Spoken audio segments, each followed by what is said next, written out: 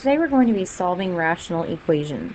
So your essential question is, when solving rational equations, which method works for solving all types of equations? So there's a method that you can use no matter what every single time, and then there's particular methods that only work in certain situations. So we're going to discover which one we can do that with. So first, we have solving a rational equation by cross multiplying.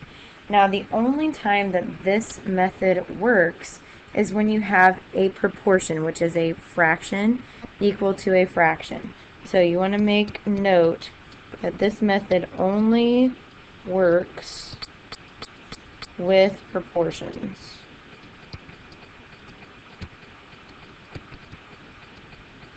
Okay, so we can cross multiply here. So if I cross multiply, I have 3 times 4x plus 5, and then I have 9 times x plus 1.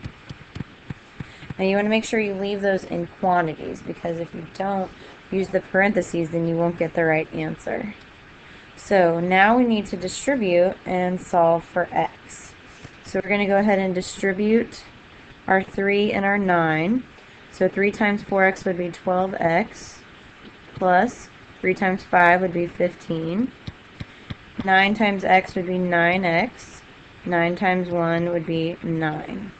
So from here I need to solve for x. Now when I have x's on both sides of the equal sign, I have to cancel one of them out. So I'm going to cancel out the 9x by subtracting. And I get 3x plus 15 equals 9. So from here I can subtract 15 from both sides, and I get that 3x equals 6. So I divide by 3, and x equals 2 would be my solution. So cross multiplying is very easy, but it only works when you have proportions. Okay, so another method that we can look at is, now this one might have more than one solution, but the method that we're going to use to solve it is using the common denominator. So this method, the common denominator method,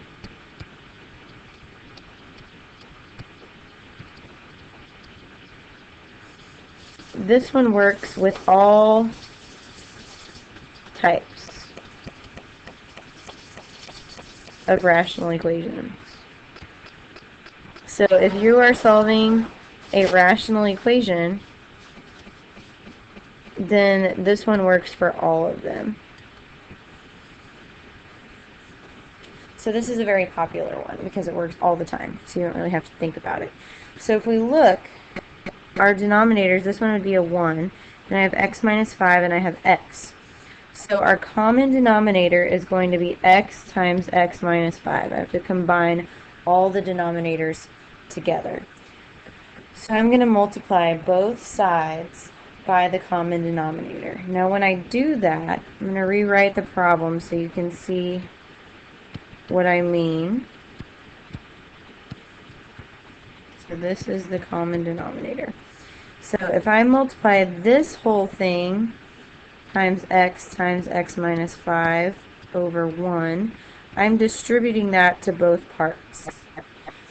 And if I have this side times x minus 5 over 1, then I'm distributing this to just the 3. Okay, that's very important because you have to do it to all the numerators basically. So then I would have x times x minus 5 multiplied by 1 over 1 minus 8x times x minus 5 over x minus 5 equals, and I have 3 times that, so 3x times x minus 5 over x. So from here, if I simplify, then I can see that a lot of the fractions are going to cancel out. This one is over 1, so I don't really need to do anything with that because it really doesn't have to be a fraction. On this one, the x minus 5s can go away, and on this one, the x's can go away. So then I end up with x times x minus 5 minus 8x equals 3 times x minus 5. So the common denominator method is really popular because it cancels out all of your fractions and makes your world a whole lot easier. So from here, we can distribute. So we have x squared minus 5x minus 8x equals 3x minus 15. So I can combine my like terms here. So I get x squared minus 13x equals 3x minus 15. So from here, I notice that I have a quadratic. I have an x squared. So that means that usually I'm probably going to have to factor to solve this problem. Okay, so I want to combine everything over to one side and make it equal 0. So I'm going to subtract the 3x from both sides. So I get x squared minus 16x. And then I'm also going to add the 15 over. So then I have x squared minus 16x plus 15 equals 0. So now what I have to do is factor and solve this. So for a general trinomial, I'm going to factor by finding factors of 15 that add to be negative 16. So that would be negative 15 and negative 1. So I would write x minus 15 times x minus 1 equals 0. So then from here, to make this possible, either this part has to equal 0 or this part has to equal 0 in order to get 0 as an answer. So I have x minus 15 equals 0, so I would add 15 to both sides. So I get x equals 15 as one of my solutions. Okay, then for here I would have x minus 1 equals 0, so I would add 1 to both sides. So x equals 1 is my other solution. Now you will most likely have to check for extraneous solutions, so then you would need to plug both these solutions back in and check to see if they work or not. Okay. So for the last example, we're going to do just that. So for this one, this is a little bit more complicated of a problem. On these, you also want to look to see if there's anything that can be factored, because then when you're looking for your common denominator, it will make your life a lot easier. So right from the beginning, I notice that x squared minus 9 can be factored, because that is going to be a difference of squares. So since this is a difference of squares, if I take the square root of both numbers, then this would factor into x plus 3 and x minus 3. Okay, so my common denominator, this one needs an x plus 3 still, and this one needs an x minus 3 still. But if I added those to each of these parts, then x plus 3 times x minus 3 would be my common denominator. And then I have all the parts. So we're going to multiply everything by the common denominator. So I have, if I rewrite the problem really quick,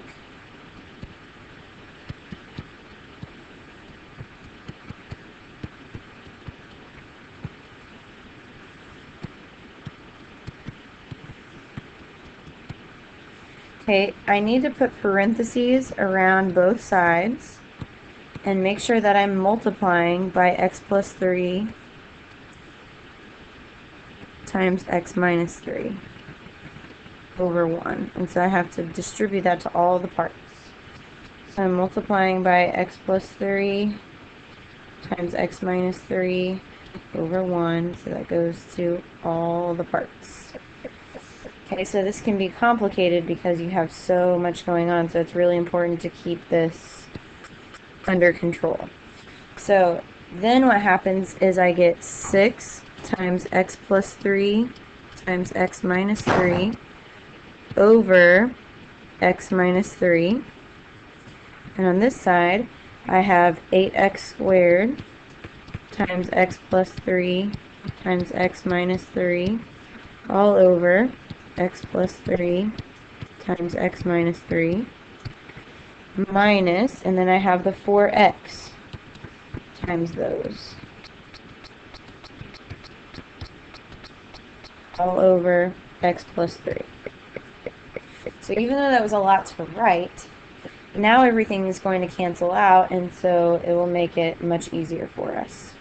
So if I simplify this, and I can see that the x minus 3's cancel out here, the x plus 3's and the x minus 3's cancel out here, and the x plus 3's cancel out here. So now I have 6 times x plus 3 equals 8x squared minus 4x times x minus 3. Much simpler of a problem. So I can go ahead and distribute. So I get 6x plus 18 equals 8x squared minus, then 4x times x would be 4x squared, and then I have negative 4x times negative 3 would be a positive 12x. So remember, treat this as a negative 4x when you're distributing. Okay, so from here, if I combine my like terms, I get 6x plus 18 equals 4x squared plus 12x. So again, we have a quadratic. We have an x squared. So that means that we're going to need to gather everything to one side and solve by factoring. So I'm going to subtract the 6x and the 18 over to the other side so that we can make it equal 0 and factor. So we have 4x squared plus 6x minus 18. So in order to factor this, first you always look for the greatest common factor every single time. So I notice that I can take out a 2. So if I take out a 2, then I would have left over 2x squared plus 3x minus 9. And you can go ahead and divide that 2 out if you want, so it's going to go away on the other side. So then basically 2x squared plus 3x minus 9 equals 0 is all we're factoring. So that just goes to here. So because I have a quadratic with a number in front of x squared, I have to do the AC method. So I'm finding factors of negative 18 that add to be 3. So I know one of my numbers is going to be positive and one's going to be negative. So I could do positive 6 and negative 3 for that to work. Now remember, when you do AC method, you're just replacing this middle number. So that becomes 2x squared plus 6x minus 3x minus 9 equals 0. So then I factor by grouping. So here I can take out a 2x, and then I'd have left over x plus 3. Here I can take out a negative 3, and I would have left over x plus 3. So then x plus 3 is my common factor, and then I have 2x minus 3 left over if I divide that out from both terms. So I need to solve these by setting each part equal to 0. So I have x plus 3 equals 0. So if I subtract 3 from both sides, I get x equals negative 3. And if I have 2x minus 3 equals 0, then I add 3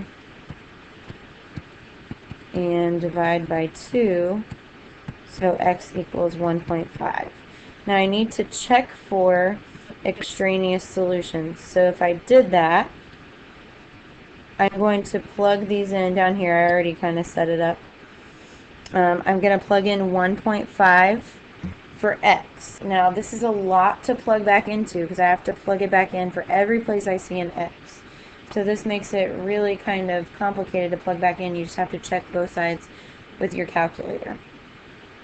So here, if I take 1.5 minus 3, I get negative 1.5. So 6 divided by negative 1.5 is negative 4. Okay, then I need to work out this part. So if I take 1.5 squared, that would be 2.25 times 8, which would be 18. And then on the bottom, I would have 2.25 minus 9. So this would be negative 6.75. Then here I have 4 times 1.5, which is 6. And 1.5 plus 3 would be 4.5. So if I work this out, I have 18 divided by negative 6.75, which would be like negative 2 2/3. And then I have 6 divided by 4.5, which would be 1 1/3. So if I work this out, it does check. Okay, now you have to be careful because you get all these decimals, so you want to leave them as fractions. That way they'll come out to be exact, because if you round them, it won't come out right. Okay, so when you're checking answers, make sure you use exact numbers. Now for here, if I plug in negative 3 for x, I notice that I get negative 3 plus 3 on the bottom, which would equal 0. And right off the bat, I know that I can't divide by 0. So negative 3 is going to be an extraneous solution. I should say negative 3. So that one is going to be extraneous because we can't do it. So if we go back up here, this one is going to be our extraneous solution, and this one is going to be our actual solution. Okay? All right, make sure you go back and answer the essential question and write your summary.